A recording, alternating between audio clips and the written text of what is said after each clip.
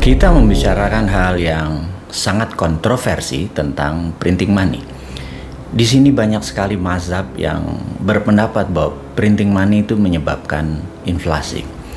Jadi ada banyak sekali yang bertanya kenapa Bosman ini sangat menyarankan untuk printing money. Tentunya saya sebagai pemrakarsa printing money dalam ekonomi makro dan mikro di Indonesia sebenarnya bukan berniat asal bicara dan berniat membuat negara ini inflasi, membuat negara ini rugi.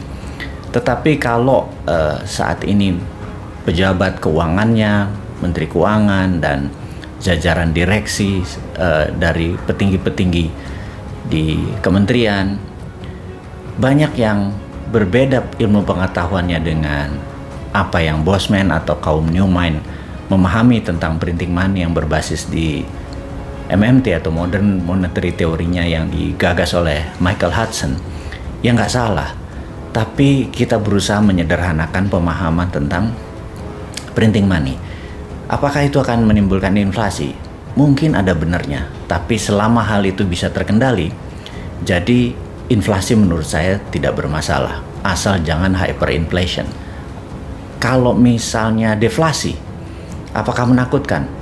Semua negara juga takut sama deflasi, seperti halnya sekarang negara Jepang misalnya. Nah, bersama ini sebaiknya kita urai apakah yang dimaksud dengan printing money. Jadi prinsip dasarnya adalah di dalam teori ekonomi yang kita anut atau yang kaum New Mind anut adalah printing money dalam hal ini adalah quantitative easing atau pelonggaran di dalam fiskal keuangan.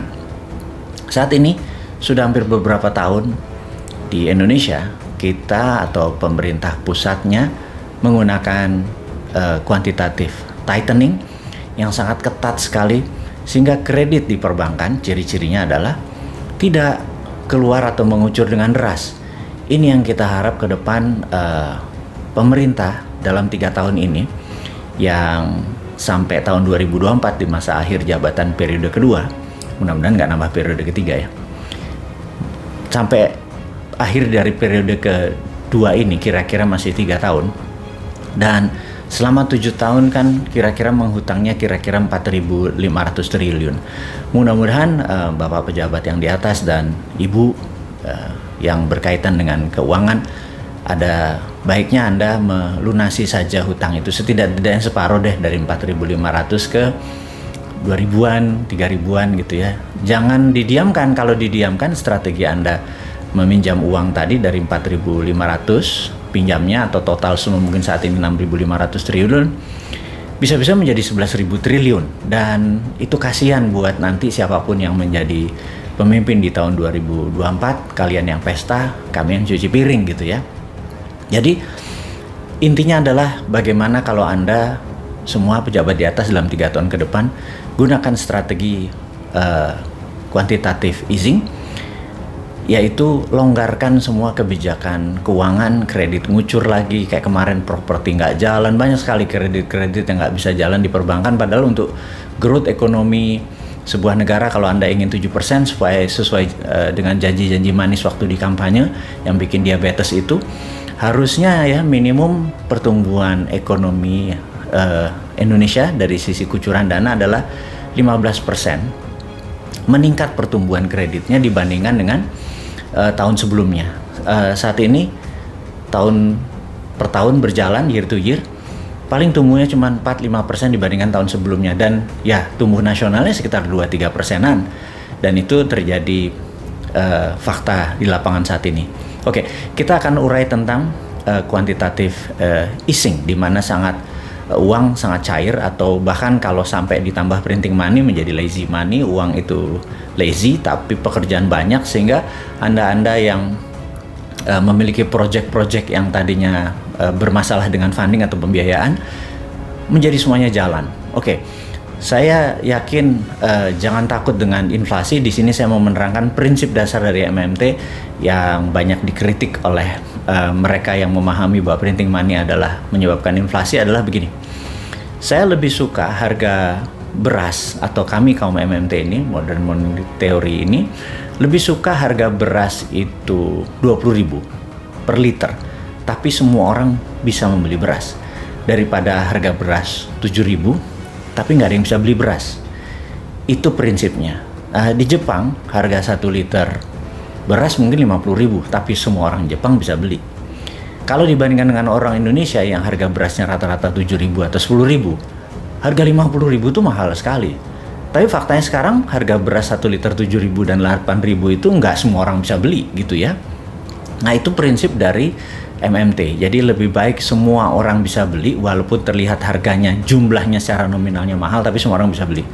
Jadi lebih baik Innova itu harganya 1 miliar tapi semua orang punya Innova, atau daripada harga 200 juta nggak ada yang beli gitu ya. Dan juga sama, naik pesawat Jakarta Bali harganya 5 juta misalnya gitu, tapi semua orang bisa belanja, bisa beli dan bisa tamasya di Bali, daripada harga tiket 500.000 nggak ada yang bisa beli. Itu prinsip dari easy money, dari quantitative easing dengan strategi printing money. Nah, printing money ini kita mau jelaskan lagi lebih detail lagi. Jadi kita mengacu pada prinsip ekonomi dulu, belum contohnya bahwa negara seperti Amerika, seperti Tiongkok yang menggunakan printing money berbasis project. Kita menggunakan hal yang sederhana dulu.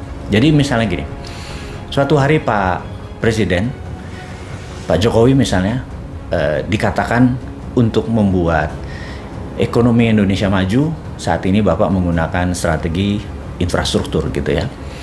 Oke, dan infrastruktur itu akan menjadi efektif kalau memang jalanan itu dipakai untuk hal-hal yang produktif, bukan hanya untuk mudik lebaran gitu ya. Itu nggak salah, apa yang Anda bangun luar biasa, tapi kalau bisa value of money dari investment atau benefit-benefit lainnya bukan hanya untuk mudik lebaran aja, tapi kalau bisa ada 11 macam lagi benefit. Jadi misalnya membuat harga atau cost of distribusi menjadi turun. Kayak sekarang kan rata-rata 20% production distribution cost.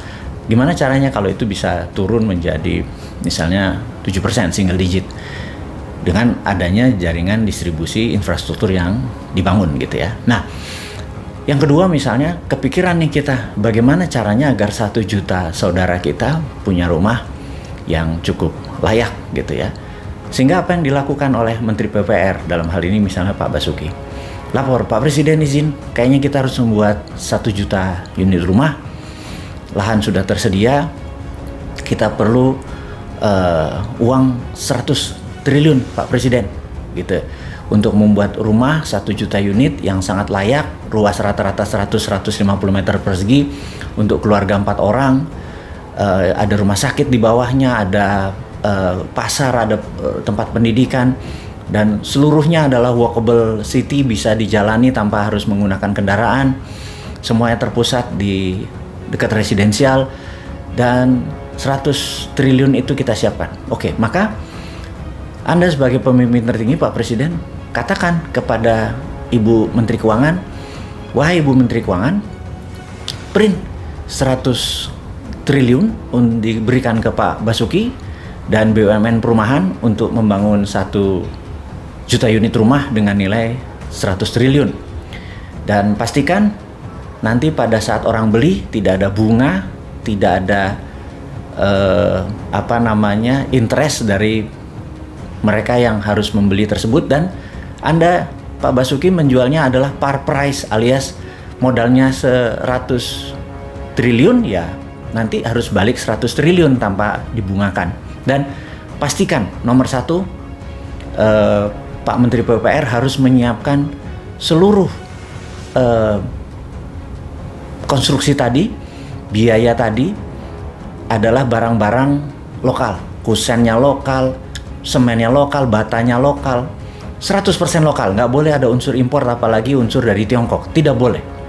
Nah, dengan hal itu Krakatau Steel besinya langsung menyala pabriknya, kemudian semen, kemudian paku, kemudian kayu, genteng, dan lain sebagainya, lantai dan lain sebagainya langsung diproduksi dan dibayar apa adanya.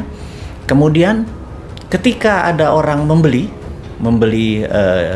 properti tersebut, uangnya langsung dikirim ke Menteri Keuangan, dan begitu uangnya masuk, dibakar. Masuk 1 juta dibakar, masuk 1 miliar dibakar, masuk 10 miliar dibakar gitu ya. Di tahun kelima diharapkan sold 100% karena tidak ada biayanya, tidak ajaib. Dan begitu bangunan itu berdiri, sold, terjual 100%, uang masuk ke Menteri PPR dan langsung dikirim ke Menteri Keuangan, dibakar. Selesai. Jadi uang tersebut nol, tidak ada beredar di masyarakat lagi.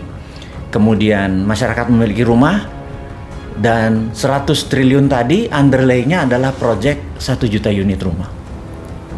Itu adalah prinsip printing money berbasis project, seperti halnya Tiongkok bangun sejak tahun 1989 hingga saat ini sudah hampir 40 tahun.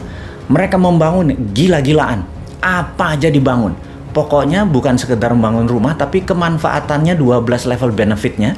Kayak tadi, begitu rumah dibangun, kusennya dari Indonesia 1, gentengnya dari Indonesia 2, marmer atau keramiknya dari Indonesia, landscape, gardening, listrik, kabel, semuanya buatan Indonesia. Dan itu akan terjadi multiply efek daripada uang yang 100 triliun tadi mulai digulirkan. Dan sekali lagi, begitu masuk, disiplin, kita langsung kirim ke Menteri Keuangan dan dibakar.